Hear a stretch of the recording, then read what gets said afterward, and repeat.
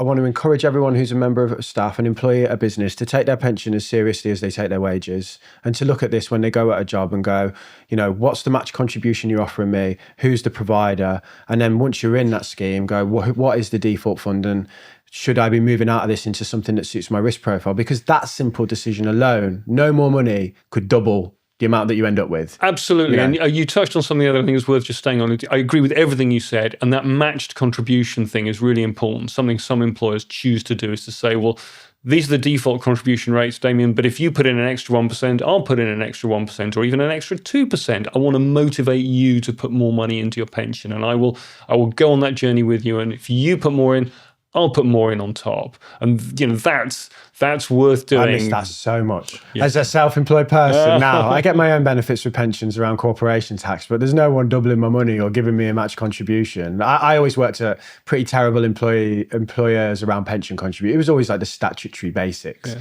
But I hear some people going, if I put 1 in, they put 6 in, which is insane. Well, I mean, the other one is, should we talk about salary sacrifice now? Please. Okay, go on.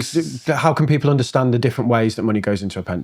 Right. So the recent budget, the Chancellor announced that she was increasing the national insurance taken from employers. So it was 13.8%. So for every £100 you get paid as an employee, your employer has to give £13.80 to the government as an employer's national insurance. Well, that's about to go up to 15%.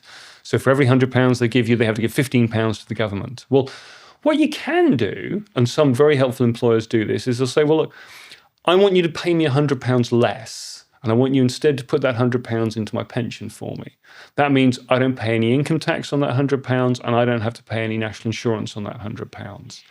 And really generous employers, they don't have to do this, but some do. They'll say, well, because I'm now putting that £100 into your pension for you instead of giving it to you as pay, I no longer have to give that £15 to the government as my employer's national insurance. So I'll tell you what I'll do.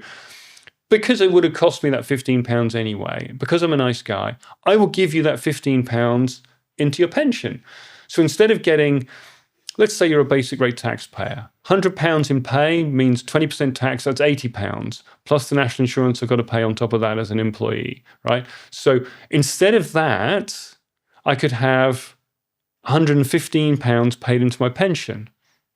If you're a higher rate taxpayer, it gets kind of crazy at this point because the national insurance rate that you pay drops to 22%, but whereas for basic rate taxpayers, it's 8% national insurance. So let's say you're a high rate taxpayer. You're no longer paying £40 in tax on that £100 that's given to you as pay, and you no longer have to pay £2 in national insurance. So instead of getting £58 in your pay, you could have £115 paid into your pension. You've pretty much doubled your money. Yeah. Boom, right? So that idea of salary sacrifice is a really efficient way to put money into your pension. And if you have an accommodating employer, it's really fantastic if they give you that national insurance as well. So, not all schemes are salary sacrifice, are they? Do you think we'll see a bigger shift towards salary sacrifice because it's such a credible way of the employer reducing the NI bill? And because that cost has now gone up, so it's become more attractive to do the salary sacrifice. So yes, I think we'll see more and more employers doing that.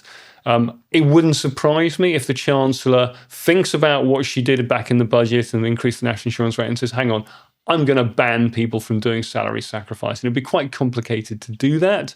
But in theory, she could stop people from asking employers to do what I've just described. So, nothing like disincentivizing people to save for their retirement during a pension crisis. Yeah. So what I would say is, if your employer offers salary sacrifice, think hard about doing it. Check what particular terms they offer it on, because they might say, well, I'll give you half the national insurance savings. So check it out. Go and talk to your payroll department or your HR department or your boss or whoever's in control of this. Find out whether they'll do that for you. Salary sacrifice is a really efficient way of doing that. And if you're a higher rate taxpayer, it means you automatically get the higher rate tax relief. And as has been highlighted before, if you're a high rate taxpayer, sometimes, depending on your circumstances, you have to go and claim the high rate tax relief. Yeah, correct. Yeah. So you might have to go and say through your tax return, oh, by the way, I put money into a pension, you owe me an extra 20% tax relief. Well, if you do the salary sacrifice, you just automatically get the tax relief because you're just not paying tax on that £100. So it's a more efficient way of getting your tax relief. Let's just pin on that a sec, just so it's really clear to people.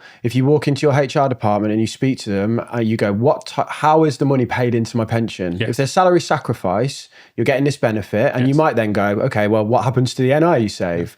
But the relief they won't do. Sorry to interrupt you. They won't do salary sacrifice unless you specifically ask them to. Okay. Because my salary is £30,000. I would actually have to go to them and say, I want you to pay me £29,900. Sacrificing your I salary. am giving up some of my salary. So they're not going to do that unless you ask them to. This was a clip from our episode with pensions guru and general legend Tom McPhail.